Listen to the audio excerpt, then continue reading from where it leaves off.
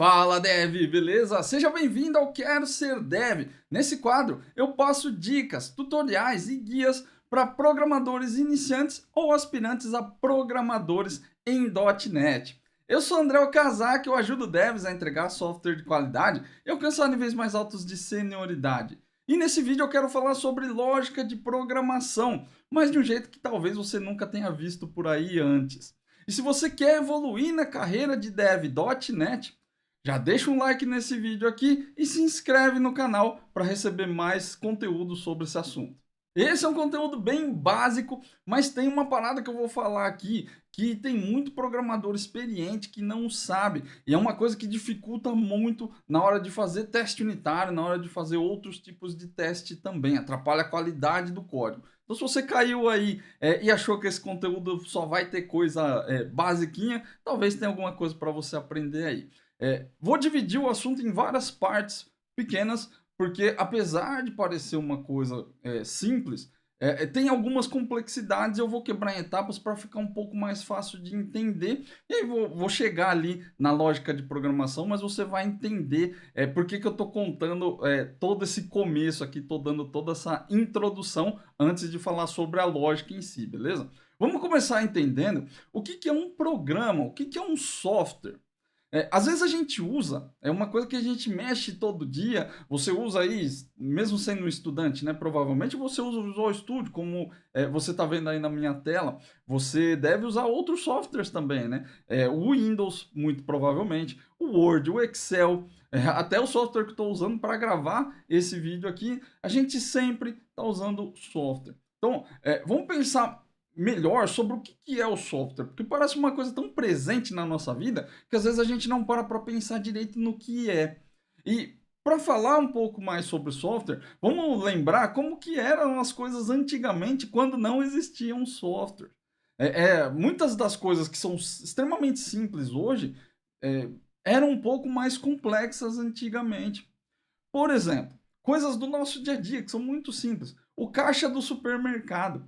Quando você vai fazer sua compra, você chega lá no caixa, hoje em dia tem mercados gigantescos, né, com um monte de caixas ali, e aí o cara do caixa ali, a pessoa do caixa, ela escaneia um código de barras, aí na hora que ela escaneia já aparece o valor total da sua compra, ela escaneia o próximo produto, o programinha que ela usa lá já faz a soma dos valores do produto, e você já vai vendo em tempo real ali quanto que está saindo a sua conta. Se tiver algum problema, por exemplo, de estoque, ou se tiver alguma outra questão relacionada à logística do supermercado, o software começa a disparar avisos para outras áreas. Olha, vai faltar tal produto. A gente está consumindo muito, está vendendo muito desse produto aqui, talvez tenha que mexer nos preços.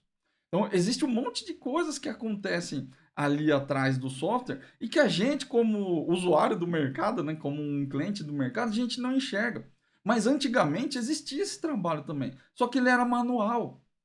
As pessoas tinham que anotar. Eu não sei se você já viu em algum lugar uma caixa registradora, como era antigamente.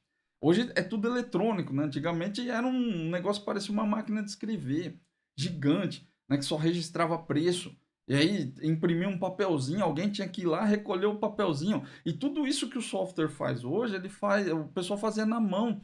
Tinha um monte de funcionário para fazer esse trabalho. Então pensa que hoje você vai num mercado gigante porque a tecnologia permitiu, o software permitiu. Porque se fosse para fazer todo esse trabalho manual, provavelmente não dava para ter aquele tanto de caixa que tem no seu supermercado favorito aí. Então, existe um monte de trabalho que é executado ali que antes era manual. Um outro exemplo que eu sempre gosto de dar é o aplicativo do banco. É uma coisa que é muito presente hoje em dia, né? A gente não se imagina sem o aplicativo do banco. Você consegue fazer movimentações, pagamentos principalmente, né? Fazer consultas de extrato. Antigamente não tinha aplicativo. Mal se usava, quando eu comecei a trabalhar, que já faz bastante tempo, né? Mas mal se usava software de computador para banco.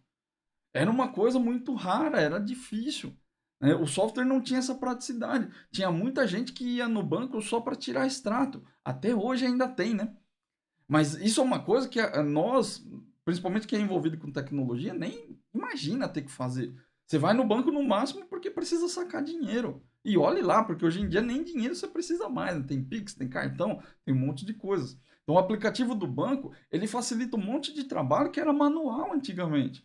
Você tinha que ir ao banco tirar extrato, tinha que ir alguém lá, às vezes até digitar o extrato para você, ou fazer as suas operações de pagamento. Você ia na boca do caixa lá, até hoje isso existe, né? Mas não faz o menor sentido você fazer isso, né? Mas é porque esse trabalho ele foi automatizado pelo software.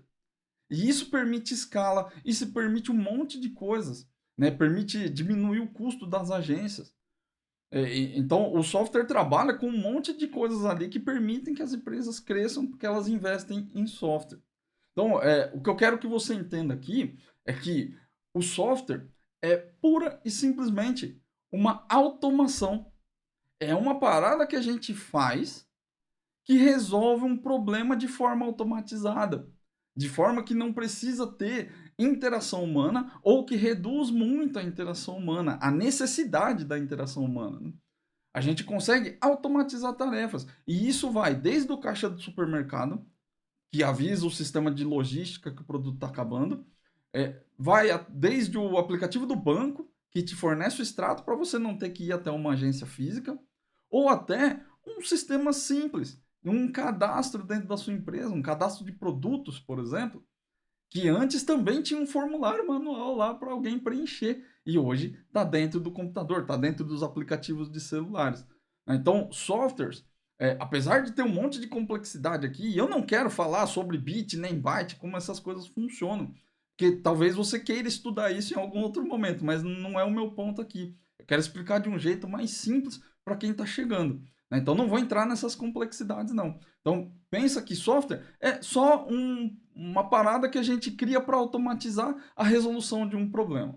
Então, beleza, se o software automatiza a resolução de um problema, eu vou precisar de um computador para executar esse software. Ou de alguma coisa que tem alguma capacidade computacional. Hoje em dia, antigamente a gente falava computador, né? Hoje em dia a gente trata como computador um notebook, um desktop, de fato, como é, mas às vezes pode ser um celular, pode ser uma televisão, pode ser um monte de outras coisas, zilhões de outras coisas, de verdade. Desde uma máquina de lavar até uma máquina de automação industrial, por exemplo, uma máquina de corte, um CNC, alguma coisa do tipo, né? Tudo isso tem software e é um computador, né? Então, vamos pensar também no que o computador faz. Agora que o que é o programa ficou mais claro, que é só uma parada que automatiza uma tarefa ali e resolve um problema. Qual que é o papel do computador nessa história aí, né? Ou da unidade computacional que você usa? O que ele faz de fato, né?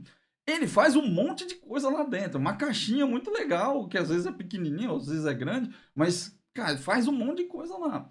Só que é, o computador, sozinho, ele não faz nada. E isso é estranho a gente pensar, né? Porque quem chega na área vê um notebook, vê um computador, fala, pô, eu aperto um botão e as coisas acontecem. É assim que acontece porque é assim que a gente quer que seja. O papel do software é esse, né? Fazer com que o usuário simplesmente mexa e as coisas funcionem. Esse é o objetivo, por isso que ele resolve problemas. Agora, o papel do computador nessa parada aí é processar informações. O computador sozinho não consegue fazer nada, ele não tira conclusões. Às vezes eu vejo a galera falar sobre inteligência artificial, né? Não existe inteligência na inteligência artificial. Ele é um processador de texto, é um processador de informações. É o mesmo conceito do software, ele é só um software de natureza diferente. Então, o que o computador faz em cima do software, né, ou como ele atua com o software, né, é que ele processa informações. Ele recebe um dado, ele faz alguma coisa com esse dado e depois retorna um outro dado ou esse mesmo dado que entrou modificado. É isso que o seu computador faz, é isso que o seu celular faz, é isso que uma máquina de lavar faz.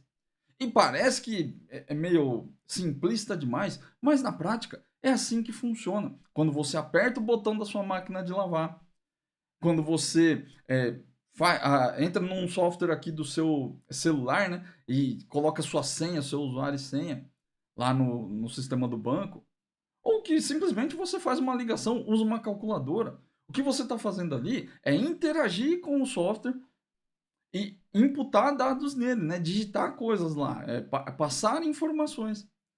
E aí, através do software, o computador ele vai pegar essa informação e vai fazer um processamento dela.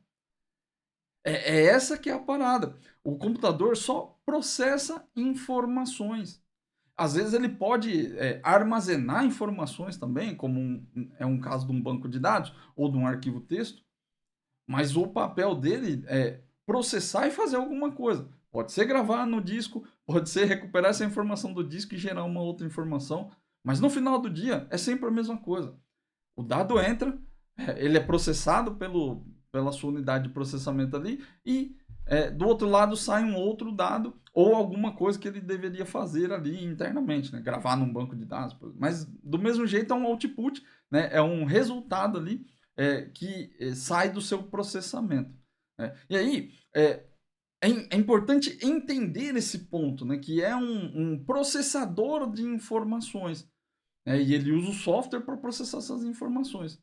Agora, como que funciona esse processamento? Como eu disse antes, é o software que processa essas informações. Então, para poder pegar uma informação e passar para o computador ali, para sua unidade computacional, fazer o processamento desses dados, a gente usa o software. Ele é um intermediador.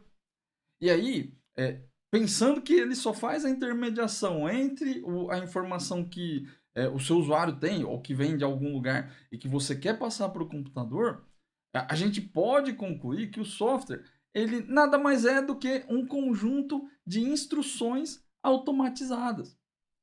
Ele é só um monte de instrução que a gente grava em algum lugar. E esse algum lugar é o software. A gente gera um executável, por exemplo, do software e instala ele no computador.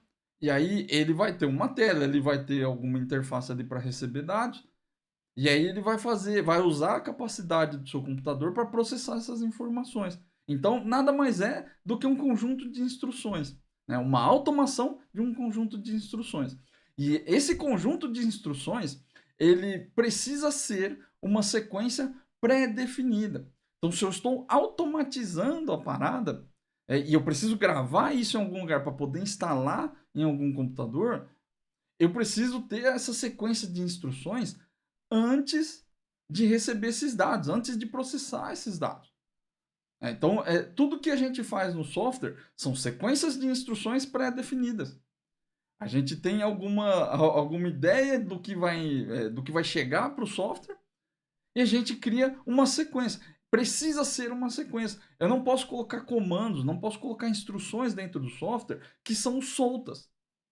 Eu preciso colocar tudo numa sequência correta, numa sequência que faça sentido, para que eu consiga transformar o dado que entra e gerar o software, o dado que sai. Se eu não tiver uma ordem pré-definida, se eu não tiver uma sequência bem definida ali, não tem como eu fazer essa transformação. Vou dar um exemplo aqui de coisas que a gente usa no dia a dia. Pensa num elevador. Se você mora num prédio, se você mora num condomínio aí que tem um elevador, 10 andares, 5 andares, começa a prestar atenção em como o elevador funciona. Ele tem um monte de botõezinhos ali. E aí, vamos dizer que você entrou no elevador e você mora no 10º andar. Aí você aperta o 10.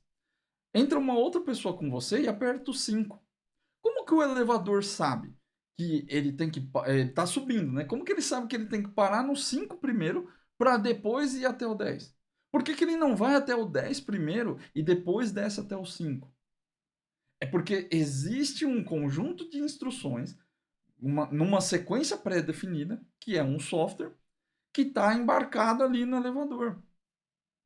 E essa sequência de instruções, ela tem algum esquema ali dentro que considera que é mais eficiente parar primeiro no 5 para depois parar no 10. E não fazer uma subida e depois uma descida. Isso para economizar energia, para economizar a vida útil das peças do elevador. Então, tudo isso é considerado dentro do software. E isso precisa ter uma sequência. Senão, o elevador vai parar em qualquer lugar. Ele mal sabe que se apertou ou não apertou os botões. Né? A sequência importa muito aqui. Uma outra coisa que a gente pode usar de exemplo, Porque às vezes eu falo de elevador, parece que é uma coisa meio intangível, né? Eu nunca vi um programador de elevadores, deve existir, mas geralmente o que a gente faz é mexer com formulários, né? Mexer com processos de negócio dentro das empresas. E aí, pega como exemplo aquele site de vaga que você costuma entrar para se cadastrar para uma vaga, para aplicar ali, para tentar conseguir um trabalho na área de tecnologia.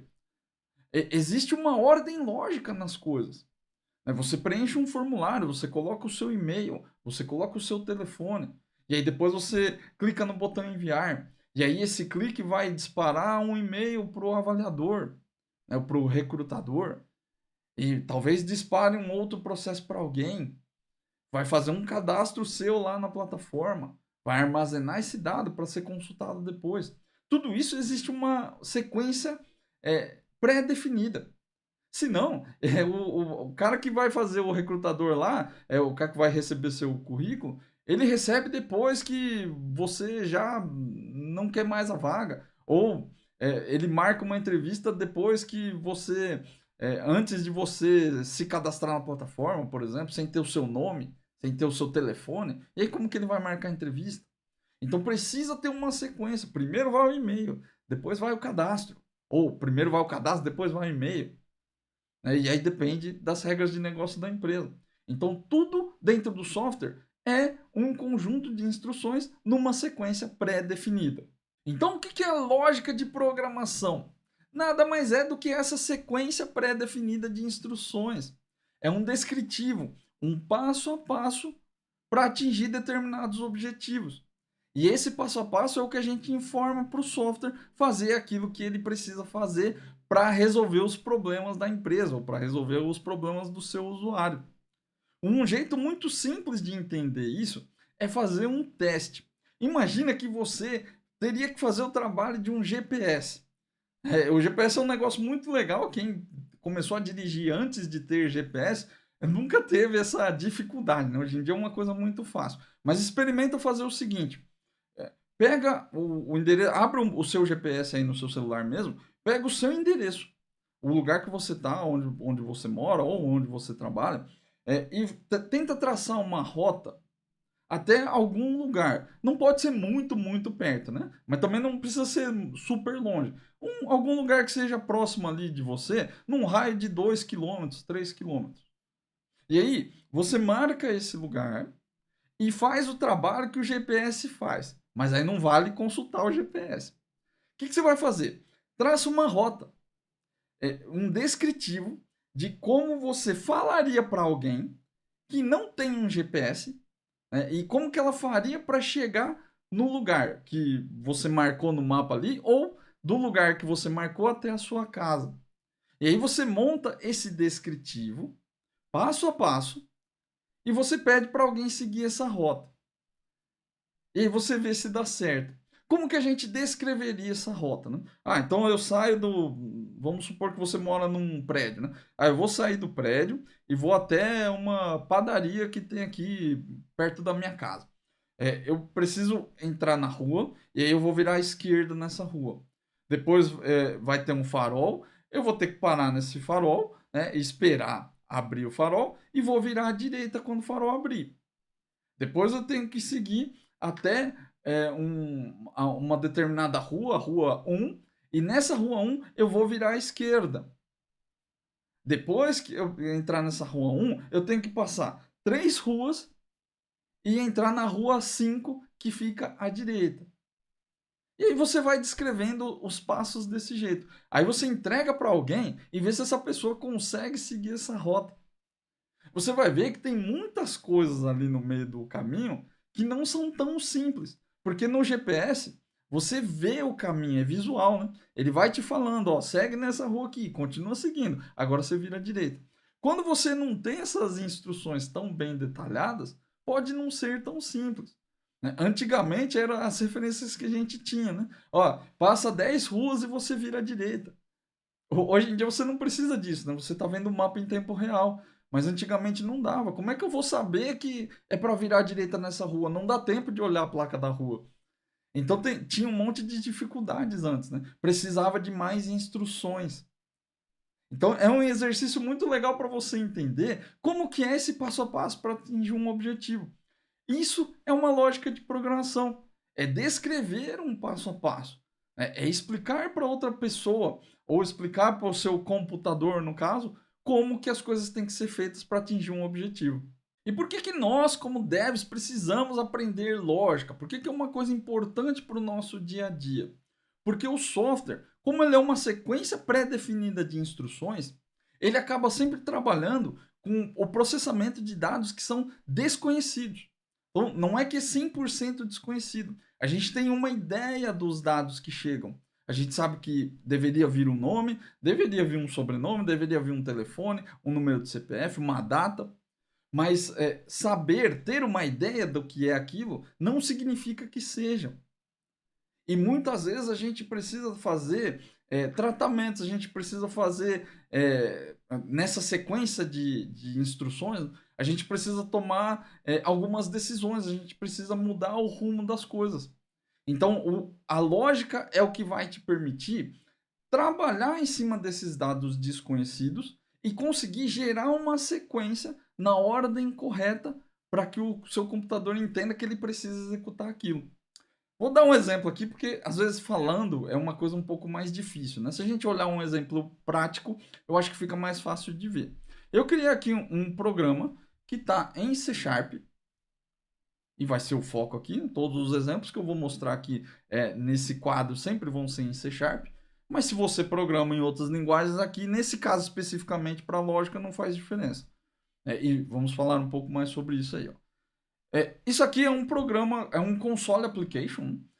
E ele tem aqui uma parada que vai receber um número e vai verificar se o número é par ou não. Ó. Vamos executar esse programa aqui só para você ver. Ó, tá aí, ó. Informa o número. Se eu colocar número 1, ele vai falar, ó, o número 1 é ímpar.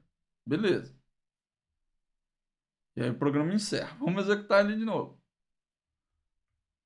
Ó, informa o número 4. O número 4 é par. Beleza? Então, eu estou informando um dado. Lembra das nossas outras definições lá. Eu informo um dado e o meu computador, o meu programa aqui, ele faz um processamento. Né? O computador processa essa informação através do software. Foi o que aconteceu aqui, ó. O número 4 é par. Como que eu fiz o programa tomar essas decisões, saber se o número é par e exibir uma mensagem diferente quando ele é par e quando ele é ímpar? É porque eu criei uma lógica de programação. Então eu criei uma sequência de instruções que vão lidar com essa informação e no final das contas vai fazer o que eu quero, que no caso é dizer se o número é par ou se ele é ímpar. Então o primeiro comando que eu usei aqui é o console write para escrever na tela do console aqui. E depois eu informo o número, né? Depois eu dou um read line. E ele vai pedir um input. É quando fica piscando ali deixa eu executar aqui de novo para você ver, ó. É quando fica piscando aqui o cursor, ó. E aí permite digitação. Então ele está esperando um valor aqui. Se eu colocar aqui um valor 5, 56, vamos colocar aqui, ó. O que ele vai fazer? Ele vai pegar esse valor, vai jogar para essa variável número. E aí, com base nessa variável número, eu tomo uma decisão. Eu faço uma conta aqui. Ignora a sintaxe, só para a gente não misturar os assuntos aqui, para você não fugir do lance da lógica. Eu verifico se o número é par, e se ele for par, eu exibo se ele é ímpar, né? E se ele for ímpar, eu exibo a mensagem aqui, ó. O número que você informou é ímpar. Se não, eu informo aqui, ó, o número que você informou é par. E é isso que esse programa faz. Só que lembra que ele é uma sequência pré-programada, uma sequência pré-definida. Eu não posso mais interferir na execução do programa aqui. Ele já está executando no meu computador. Então tudo que eu posso fazer é pegar essa informação, passar pela minha sequência e ver o que acontece se a minha sequência de instruções vai processar a informação do jeito que eu quero. Nesse caso aqui, é dizer que o número 56 é par. Então tem várias coisas aqui que acontecem por trás dos panos e que o C Sharp e o .NET e o meu computador estão fazendo também, mas que para a gente agora não importa. Beleza? E aí você pode procurar aí em outro momento para ver. O que eu quero que você entenda é, tudo isso aqui foi pré-definido. Eu não estou mais alterando. Qualquer dado que eu passar aqui, vai passar pela mesma sequência de comandos. Inclusive quando dá erro. Se eu vier aqui e executar esse programa de novo e informar que... lembra que eu falei que o computador não sabe se é um número ou não, né? A gente precisa fazer esse tratamento aí, ó. Dá um erro, tá vendo? No caso, estou debugando, né? Ele fechou o programa e aí aparece no meu debug aqui. Mas isso aqui é um bug. Ele não está esperando chegar o A. Ele está esperando chegar um número. Então, quer dizer, o meu programa, eu não consigo interferir na execução dele mais. Eu não consigo parar o programa aqui e falar assim, oh, calma, calma, ele digitou A, não digitou um número. Então, essa sequência precisa estar bem estruturada para poder fazer aquilo que eu quero. E essa é a importância da lógica. Você precisa entender que tipo de informação vai chegar aqui para você fazer os processamentos corretos.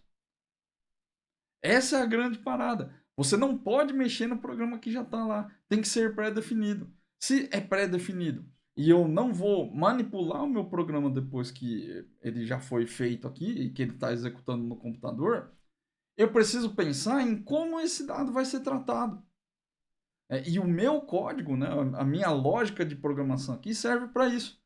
Para entender que tipo de dado chega e o que eu tenho que fazer com ele, como eu vou processar ele. E aí tem uma coisa que é muito importante de entender, que a galera não costuma explicar no começo da carreira. E os devs acabam fazendo umas misturecas meio doidas assim e acabam não evoluindo do melhor jeito.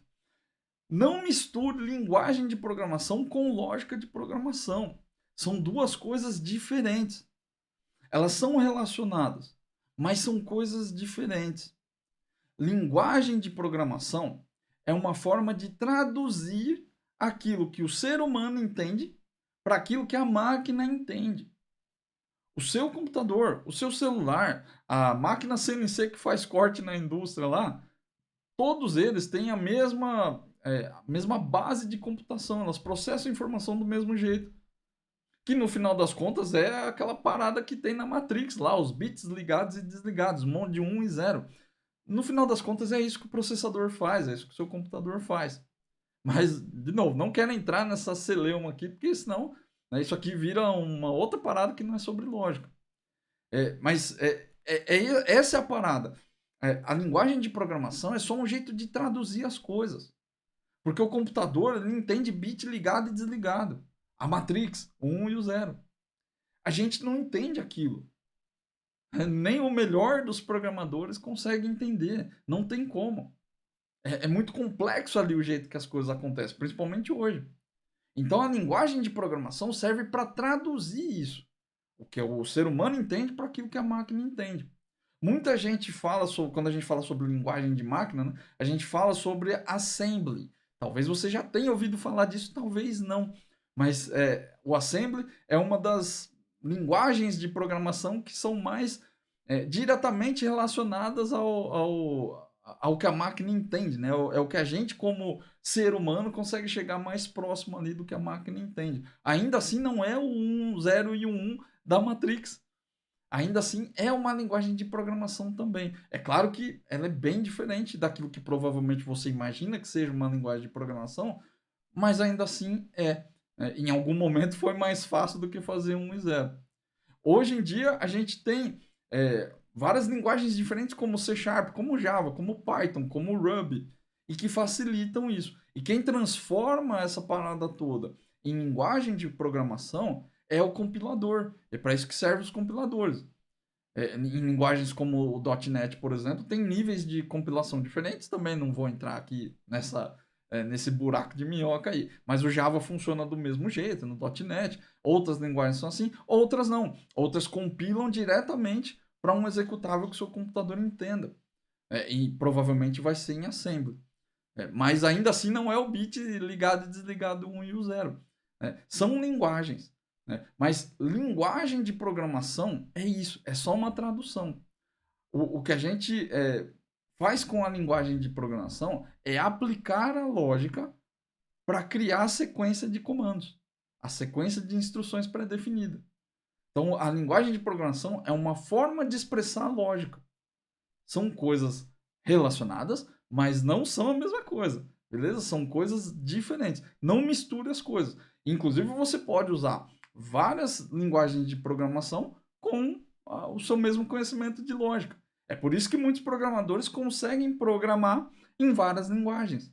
Porque apesar de ter um dialeto de tradução diferente, a lógica permanece, porque é a forma como você estrutura a sua sequência de instruções para o computador. E como que você faz para estudar e praticar a sua lógica de programação? Essa é uma coisa que, cara, eu fiz questão de colocar aqui porque eu tive muita dificuldade com isso quando eu comecei. Ninguém nunca parou para me ensinar a lógica de verdade. Todo mundo me ensinava lógica, as poucas, todo mundo, né? As poucas pessoas que me ensinaram lógica no começo da minha carreira, elas só mostravam como que programava. E a gente acaba caindo no meio da área desse jeito, né? Faz aí, escreve aí. Isso é muito agressivo para algumas pessoas. Tem gente que assimila muito rápido, mas tem gente que não. E eu era um desses casos. Então, é muito útil você entender como que você pode não só estudar, mas praticar. Também conheço muita gente que lê sobre algoritmos e sobre não sei o quê, e chega na hora da prática ali e não consegue programar nada direito. Isso não tem valor nenhum para você como deve. Então, quero te ajudar aqui a praticar. Como que você faz para exercitar esse músculo da lógica aí, o seu cérebro, né, na lógica? Tudo que existe na sua vida tem uma lógica por trás. Tudo. Absolutamente tudo. E aí, é o tipo de coisa que quando você começa a ver, não dá para desver mais. Você vai começar a entender as coisas, a ver as coisas de um jeito diferente. Então, para observar as coisas que estão ao seu redor. Eu sei que é importante você praticar a lógica com código, porque é o que você vai fazer para trabalhar. Mas lembra que lógica e linguagem de programação são coisas diferentes. Então não é que você vai ser o melhor programador ou a melhor programadora em C Sharp e conhece tudo sobre a linguagem, todas as parafernálias técnicas ali, e que isso significa que você vai ser a pessoa com a melhor lógica de todas e que você vai conseguir resolver os problemas da melhor forma. Isso não é verdade. Tem muito programador que é muito bom tecnicamente que não consegue resolver problemas de um jeito simples. Escreve lógicas absurdamente complexas, que são difíceis de entender. E é difícil trabalhar com essas pessoas. Isso é porque elas aprenderam muito a linguagem de programação. Eles aprenderam a programar tomando pancada, escrevendo lógicas baseadas em código. Então, o que eu quero te passar aqui é um jeito de olhar para a lógica de outra forma, para você exercitar essa parada de pensar em lógica. Lembra que são só sequências de coisas que vão acontecer. Vira à direita, vira à esquerda. Depois de 5 ruas, você vira à direita. Se tiver um farol, você espera o farol abrir para você. Se ele tiver vermelho, você para. Se ele tiver verde, você vai. Então veja que tem um monte de coisas na sua vida que são lógicas. Não, aperta o botão lá do micro-ondas para deixar 1 minuto a comida esquentando. Se tocar o alarme do micro-ondas, você abre a porta, verifica se o seu prato está muito quente. Se ele estiver quente, você espera um pouquinho. Se ele tiver uma temperatura boa para você pegar, você tira o prato de dentro do micro-ondas. Tudo que a gente faz na vida tem lógica. Então, o que eu recomendo para você? Comece a treinar com coisas do dia a dia. Exatamente exemplos como esse que eu passei agora. Na hora de cozinhar, comece a pensar em como você faz para cozinhar. Os passos que você dá. Lembra? Sequências de instruções. A ordem que você faz as coisas. Quando importa, quando não importa. Será que eu tenho que cortar o legume antes de botar na panela? Ou eu posso botar na panela e depois cortar? Dependendo da situação, talvez possa. Ou talvez não faça sentido. Será que quando eu saio do carro, quando eu pego o carro, inclusive, o que eu tenho que fazer? Eu ligo a chave primeiro? Não, primeiro eu tenho que abrir a porta do carro. Abre a porta do carro, senta no carro, liga a chave. E você vai ver que isso aí, cara, tem desdobramentos bizarros que às vezes você nem para pensar. Porque são coisas que você faz no automático. Né? Às vezes você dirige um carro manual, pisar na embreagem antes de pisar no acelerador. Vai pisar na embreagem antes de frear o carro, senão ele morre. Trocar de marcha. Olhar o visor. Quando que você olha, quando que você não olha. Quando que você espera para avançar, quando que você freia o carro. Se estiver a 10 metros, se estiver a 5 metros. Se estiver a 10 metros, eu freio devagar. Se estiver a 5 metros, eu freio um pouco mais forte. Se estiver a 1 metro, eu piso com tudo no freio. Tudo isso é lógica de programação. E parece realmente que essas coisas são descoladas da sua realidade, porque não é isso que você faz no trabalho, mas pode confiar em mim que isso vai melhorar a forma como você raciocina. Você vai começar a perceber que tem algumas coisas que você faz que talvez não precisasse fazer. Será que tudo que você faz enquanto você cozinha é necessário? Será que você não pode remover alguma coisa ali para fazer de um jeito melhor? Ou numa sequência melhor, talvez?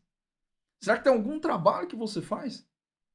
Que também, se você pensasse melhor com uma lógica diferente ali, assim como o elevador não vai até o décimo e desce antes para o quinto, né? Ou ele sobe primeiro para o décimo e depois desce para o quinto, né? Ele para no quinto primeiro e depois vai para o décimo.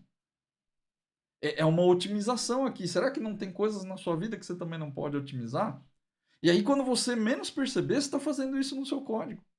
Mas é porque esse trabalho não é para você escrever lógicas super, hiper, mega complexas no seu programa. É para você começar a internalizar o que é a lógica de programação. E como eu disse, o dia que você começar a ver, você nunca mais vai conseguir desver. E isso até às vezes incomoda. As pessoas começam a falar comigo, às vezes eu estou pensando, tá, mas se acontecer isso, se for aquilo, se eu fizer isso primeiro. Às vezes eu vou no mercado e eu penso, não, é melhor talvez parar primeiro no mecânico e depois ir no mercado. Não, eu acho que é melhor ir no mecânico primeiro, depois eu vou no posto, e aí depois eu paro no mercado por último, porque é mais perto da minha casa. E aí, quando você percebe, você já está aplicando lógica em tudo que acontece na sua vida. Beleza? Era isso que eu queria trazer para você aqui. Não é um assunto super simples. Não quis mostrar muito código para você ter essa ideia de que linguagem de programação é uma coisa e lógica é outra. Esses vídeos mais básicos, eles tendem a ter menos código mesmo, para a gente não ter essa ligação aí, para você entender conceitos primeiro. Programar não é só enfiar a mão no código e sair fazendo coisas. É muito legal e você vai ter que fazer. Mas tem coisas que você precisa aprender. Então, não pense que eu vou vir aqui no Quero Ser Dev só para ficar mostrando código e comando para você. Porque desse jeito é o jeito que você aprende por aí. É o jeito que todo mundo aprende. Programando, tomando pancada. E fazendo as coisas de um jeito ruim, sem saber que está ruim. Então, existem coisas que você precisa aprender. E é esse tipo de coisa que eu quero trazer aqui também. Porque aqui também vai ter muito código aí para você ver. Beleza? Esses dois primeiros vídeos aqui do Quero Ser Dev, eu queria introduzir alguns conceitos aqui que não estão exatamente ligados a código, só para você ter essa ideia, beleza? Então eu espero que esse conteúdo tenha te ajudado. Se ajudou, deixa um like e deixa um comentário aqui também para me falar se você entendeu, se você não entendeu, se você tem outras dúvidas aí, comenta aí no vídeo, que é sempre bom falar com você. E se te ajudou, compartilha esse conteúdo com outros devs, se você já é um dev experiente e só estava aqui pela audiência para prestigiar o canal. Eu agradeço muito, mas compartilha esse conteúdo com outros devs também, para a gente ter cada vez mais devs entregando software de qualidade por aí, beleza? Um grande abraço e até a próxima.